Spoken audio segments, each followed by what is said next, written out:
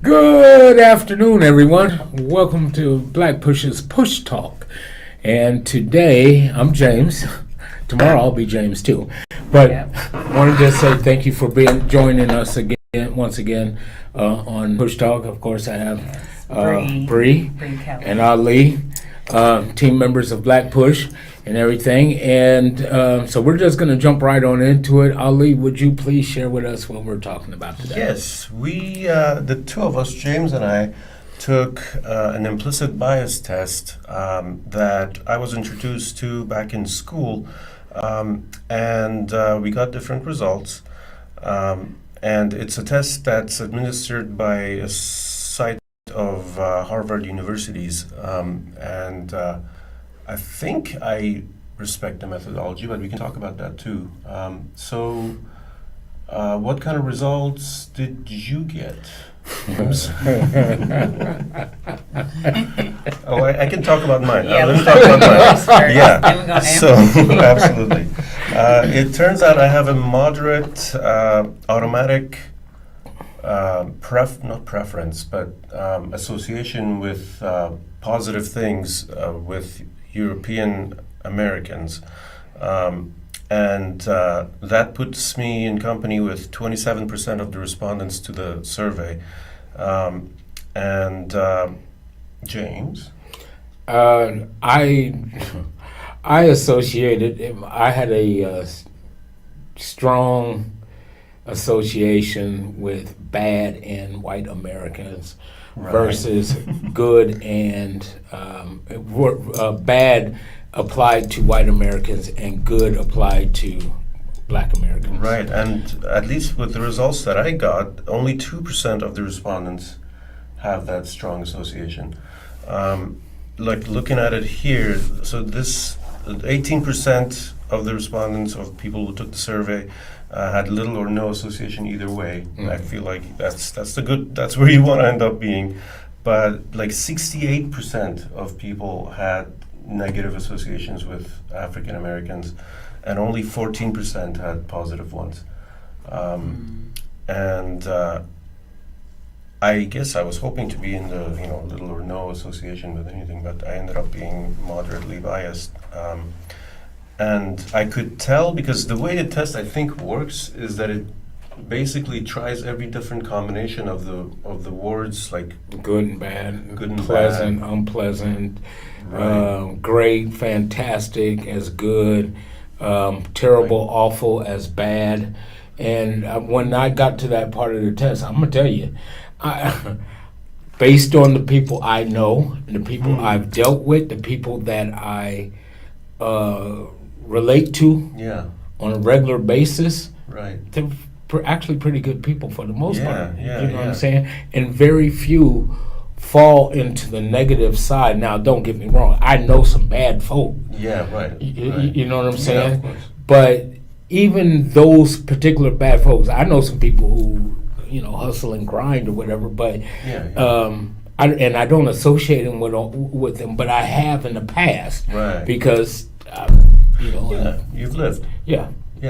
And so it switches up the keys you have to press, and so it tries to see at what points you are, I guess, off your guards are down and you're just making mistakes, meaning like when are you hitting good when you are seeing, I don't know, like an African face or a white face when you should be actually just I intentionally, I knew I was going to get them wrong because I was like, wait a minute, doggone it. This is not, not all black folk are bad. And you have bad and all the negative words and good with all the negative words. And the very first thing that showed up for me was the black faces and the white faces, and then all the white faces went under good, and then all the black faces went under bad. So when you click one key, it represented bad and black.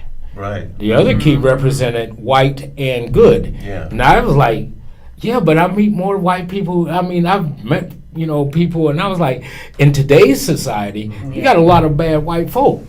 Yeah. So I clicked bad automatically. It kept making me wrong.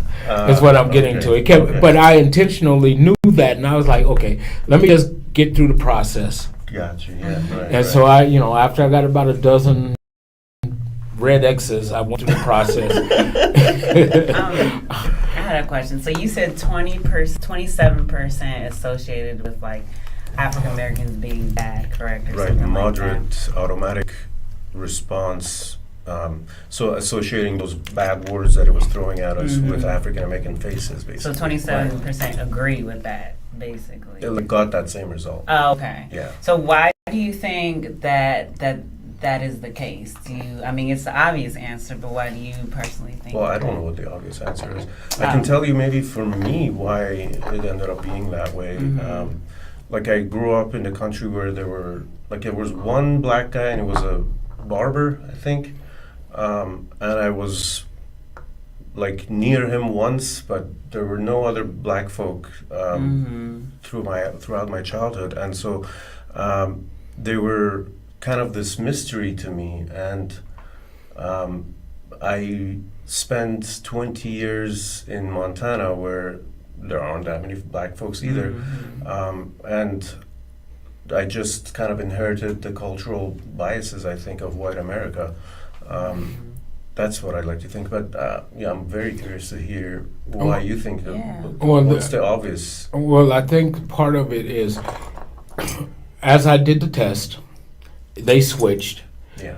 The one key was for bad and white Americans. The good key was for good, and the other key was for good and black Americans. Yeah. And although I answered honestly, at the end of it, they asked a bunch of questions. Yeah, right. And I think really it was based on your answers to those questions, whether you strongly agree or disagree. Strongly disagree, somewhat disagree, Right. Neither agree nor disagree, and then it went to the agree side of things. And I think it's the way you answer those questions that you start falling into the various categories and the percentage. Okay. Yeah, because you can click all day, Yeah. but your answers, that's just looking visual, and then they switched it up. So on one side, you're always going to get one side based on what I've seen. You're always going to get one side good, white, bad, black, and then at the flip side is always going to be good black, bad white. So no matter how many times you click it, it's going to end up being virtually even. However, the thing that's going to change is how we answer those questions. Yeah. We may look at the pictures the exact same way. How we answer the questions, that follow-up questions is going to separate, and you start getting the percentages, and I think it's based off of that. And those are the more substantive questions anyway. And I think if the bad word good face association test kind of tests your subconscious and your very immediate reaction, then your executive brain, your higher functions should kick in, and you can answer things correctly or with your moral understanding of the universe. And to the questions like, would you object if your brother married a black person, or that's at least what was one of the questions for me. Really? Yeah. Okay. Did you get different questions? I got different questions. Really? What did you get? I got a question in response to, and it almost seemed like it was a double negative question. It was, Black Americans have the right to vote against segregation, but it would not be if it's not in. Would Black Americans have the right to have more say in schools if it meant segregation, and would something along those lines. Yeah. Right. So it was Yeah. those kind of questions, and I'm like, Yeah. I feel like I you know had a what? similar question, like, Yeah. do So you think African Americans should be allowed to go where they're not wanted? And I was like, yes. right, and then again, it's Interesting. strongly Agree, yeah, disagree, yeah. strongly I agree. agree. Agree, disagree. Mm-hmm. Somewhat agree, somewhat disagree, and then neither. Now, And so, based on how you answer those type of questions, and they could be, they can be those kind of questions that, well, it's negative at the beginning, but what makes it a correct answer is the second half of the question, because they had the comma and then this part. Well, Yeah, that part right. I may not agree with, but I do agree with this. Mhm. And this, so when you start answering those questions, however you choose to answer, it makes a difference in the outcome of the test. Yeah. And like, I think I answered most of them correctly. As in, it was most of them were just very basic kind of moral judgments where it's like obvious, the obvious non-racist, like decent person answer is this one. But there was one that asked, like, if you were driving out of your way to avoid a black neighborhood, and Wow. I had to sort of stop and, like, if I'm being honest, like, if I knew this was going to be a black neighborhood, I might avoid it. And I actually, well, I don't know if I want to say this, but like I said it out loud, and like a couple of unnamed black folk were present, and they were like, "Yeah, I would do the same thing."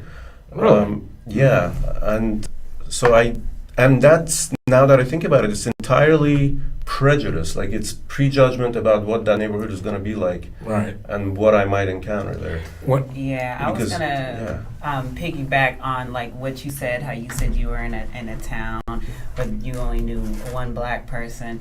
But I was gonna also go, further to say like media as well. The way that they portray black people everywhere is also a reason why some people are biased or prejudiced unknowingly or just naturally. Yeah, right. And it right. could be you, it could be us, it could be it could be one of your own, it could be anybody. Because I'll even talk to black people and they'll say the most ignorant thing about their own people, Right. and that's because of what they've heard from the past or what they've seen on media. So that also Yeah. plays a big role. That dovetails nicely into the way that the test, I guess, was interpreted by the professor who offered it to us in that class, was that this shows you what your automatic response is to a situation, but and it's like first thought maybe, but the second thought that you have is up to you, and what makes you a good person or a bad person is how you handle the non-automatic response. And knowing that, and kind of like, because the thing is, a lot of people have these, like I said before, inherently prejudiced, and that's from both sides. Yes. So I believe that the work is acknowledging, like, why do I feel like this when I am in a neighborhood? Why am I scared? Like, maybe I should, delve into that and see what's the problem, so I can fix it or figure out why. It brings up something my mother told me many years ago. She said that if it's a neighborhood that you're not familiar with, act like you belong there. Yeah, that's what I do.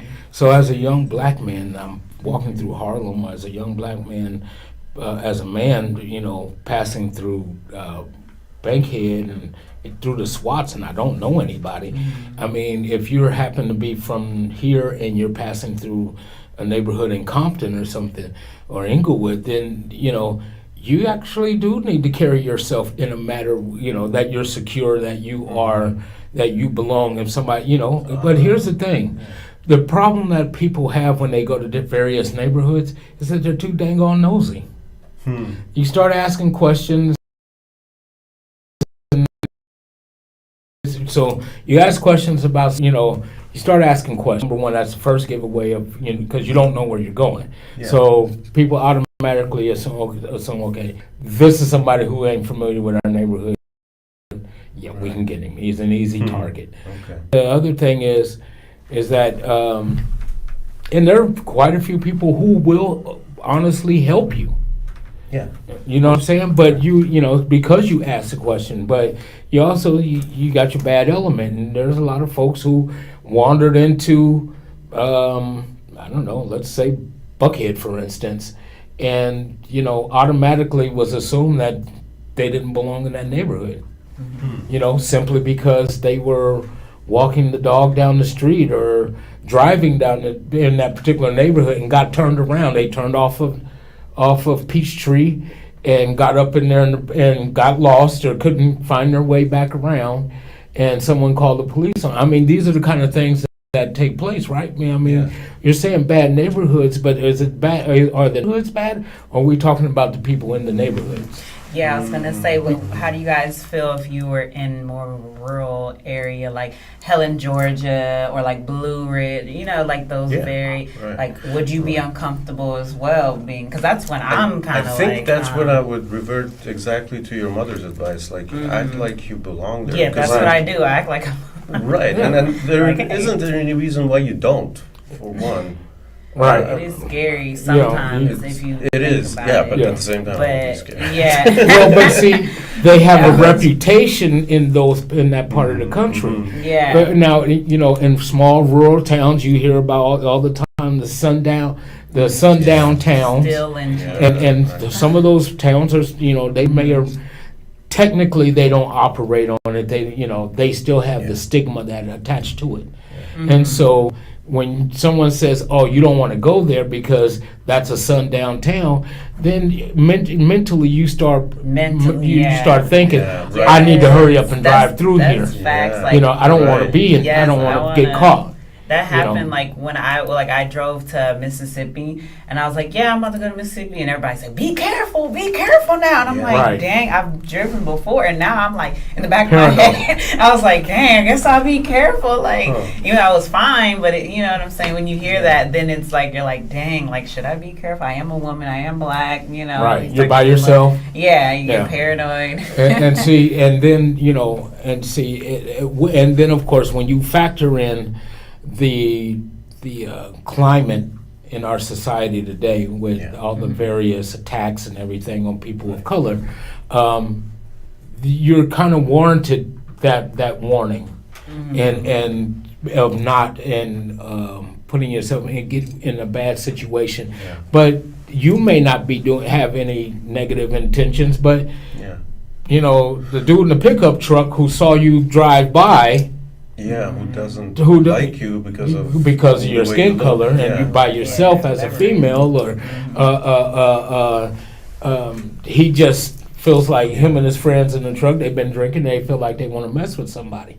Now let me flip that on you, and this is a genuine inquiry. Like you were talking about Harlem, or I don't know, like a black neighborhood. Right. If I go there,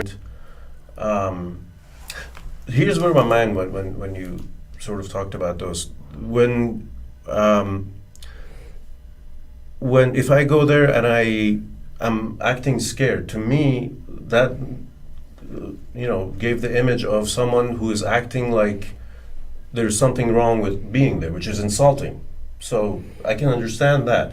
But are there other reasons why I should be or shouldn't be afraid of being in a black neighborhood? And I'll just leave it at black, not like necessarily this place or that Right. place. Let me see if I'm understanding your correction, Yeah. your question correctly. Yeah, let me see. You want if to I- repeat that again for me? Oh gosh. Is there a I was- reason? Did You're you saying get is there other reasons why you shouldn't Yeah, have like fear? that for you her should have situation. fear? Yeah. Oh, Or as in, But it- why should I Well, the have only fear? reason I why shouldn't you have No. fear. probably is if you came and you got bling on. You know, it just depends Right. because sometimes if you're in a disenfranchised area, it's like that's an area that has nothing. And sometimes people feel like, I'd rather be dead than broke, so I'd rather risk my life and I see. you know what I'm saying, get whatever. So that's the only reason why you may have fear, like, oh, you know, they don't have much. So, Like legitimate you know what I'm saying? fear because of the poverty there. Of the which poverty. isn't So really, that's inherited. the issue, which is the poverty. It's not even them specifically. Yeah, right. It's not because of the color of their skin that they happen to be like in that James economic said, situation. Yeah. Right. And if James said, like, when you do act like you belong there, because anyone can be invited to the cookout. If you act like you belong there, they probably be like, oh, okay, he cool. He's just different. Like, I've never seen him, but, you know, he's probably cool. Right. So. Right. Right. And see, and now the difference between when I first got that lesson years ago to today, that same neighborhood is being gentrified. So you start seeing, like even here in Atlanta, you have a lot of neighborhoods that were predominantly black neighborhoods. And when I first moved here, I've driven through some of those neighborhoods and I saw all the folks out there on the street, you know, doing what they do. And you drive through those same neighborhoods, fast forward, that was in 2007, so here we are 14 years later, and these neighborhoods, you got the lady with her dog, and she's jogging with her long flowing brunette hair, and she's jogging with her dog. You know what I'm saying? That's when you know the neighborhood starting to change, because she 10 years ago didn't fit in that neighborhood. She stood in that neighborhood. Right. And for me to drive through that neighborhood today and see her, Right. I know what that is. I know what it means to see white Americans in certain neighborhoods that of just a few years ago didn't even live close to being in that neighborhood. I'm trying to interpret what you're saying, and it seems like you have mixed emotions to me. Like there's a nostalgia in your voice, and at the same time, maybe there is some good in the mixture. What is going on here? What are you saying exactly? Well, I'm saying that, you know, when you talk about the various neighborhoods, okay, good neighborhood, bad, but that bad neighborhood is 10 years ago might have been quote unquote a bad neighborhood. Fast forward 10 years later, that neighborhood, that's very same neighborhood, is now gentrified. Okay. So you have where someone where white American would not be caught at all in that neighborhood, much less jogging with their dog. Okay, so you're just telling the story of like now today, here. This is that's what you see. Right. That very same neighborhood, and so these are the kind of things that, you know, we as Americans, and it doesn't even matter what city you go to, it's taking place everywhere. The attitude that you have, even just around the corner from us. Yeah. This was a all black, primarily black neighborhood. And as you drive through now, you see it being more hipster. Yeah. Using your phrase, but yes, which is like, it's definitely more hipster. But it was not that way just a few years ago. Because I was told, like, we were going to the ghetto, and I'm like, I see a mix of people, and definitely it's this hipster vibe, like, right? And it's not what you were told. Right, it's not. Nowhere near. Not at all. Then have you driven through some of the neighborhoods around here? Actually, no. I've actually driven down the block. When we leave out of the apartment, I've actually driven down and around the neighborhood, and it has changed. The complexion of the neighborhood has changed from what it used to be, the ghetto, as someone referred to you as, this particular neighborhood as being, and that's not the case today. And that's the part. That's what I'm trying to get across, is that what it was 10 years ago is not what it is today. Yeah. It's a completely different neighborhood. So now, do I look like I belong in that neighborhood today? Then I felt comfortable walking through that neighborhood 10 years ago. This neighborhood. Yeah. But now I'm a little leery because the people who live in there now have been known to call the authorities and say he doesn't belong in this neighborhood. that's the part that has changed. Right. And just 5-10 years ago, I was at the cookout in this neighborhood, just 2 houses down. Yeah.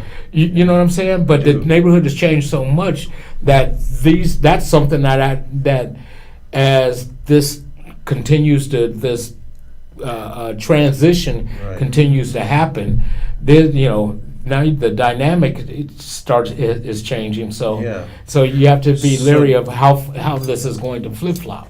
Yeah, maybe to mildly challenge you on this, what you just said, like, how often is it that the police are called, and how often is it that, like, that nothing happens at all, and it's just a pleasant experience? And is there a little bit of prejudice there, maybe? It's possible, but I mean, I'm just saying the folks who are in the neighborhood today, I have no idea because I'm not there. Yeah. You know what I'm saying? Yeah, I don't yeah, know yeah. them as my Really neighbors. depends. And I think I agree. It does Like depend in because the counties too. Like Fulton County is much better than like DeKalb County. Cobb County, DeKalb is really bad. And I know personally because my brother. I live in Gwinnett, cusp of. okay. Yeah, and basically, it just depends on the county. But I would say, it just depends. Like in New York, I would feel like its gentrification is much worse. Like Yeah, I mean, it's just.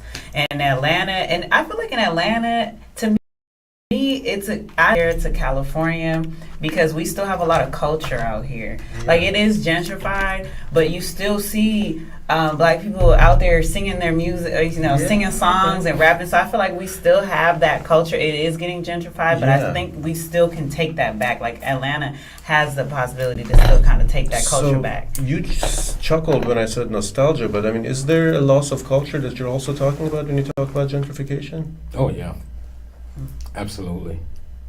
And but then again, I'm 56 years old. Yeah. There's a lot of house parties, cookouts, grandma's house, auntie's house, that kind of thing, going to the cook and whatnot, and being at their house or some friend's house, and there be a activity on the Community, block, that's what community, it is. block parties. You had the barbecue and at someone's house, and everybody on the block in the neighborhood came through to that house. Right. So nostalgia, absolutely. Yeah. Absolutely. Now, whether you want to call it a bad neighborhood or not, it didn't even matter. Because for that weekend or that day or for that moment, it was the best place to be. So, yeah, there's some, absolutely there's some nostalgia there. Yeah. Yeah. Okay. Yeah. So, That seems good. if there's not anything else, Yeah, well, I do want to say that I feel extremely fortunate to be able to be in your company and talk about this stuff with you, because I don't think not a whole lot of Iranian Americans get to do this and get to learn this way. So That's awesome. I feel very much fortunate, so thank you. well, I We're thank glad you for to that. have you here. It's always great to have different minds, different backgrounds. I think everybody should take the test. It's just a good conversation starter. Right. Absolutely. If anything, it's a good conversation. Absolutely. I'm surprised about how good the conversation is. So, Yeah. yep. All right. Well, folks, thank you for joining us with Push Talk. We hope that we may have enlightened you on today. Again, what's the name tell the people the name of the site where they can take this test? I don't know exactly what the address is. I will put it in the description, Yes. though, of the episode. So if So- you just look below. And you can Google implicit bias Harvard. I mean, Yeah, I'm pretty there sure you go. it'll come up, but he'll also Yeah. put the link. So. Yes. Yeah, so we'll share that with you all. Take the test. Share it with your family, share it with your friends, and just enjoy a conversation of truth. And that truth may be yours, it may be someone else's. You'll never know. Right. All right. But until then, have a wonderful evening, wonderful day, and enjoy. And we'll see you until next time.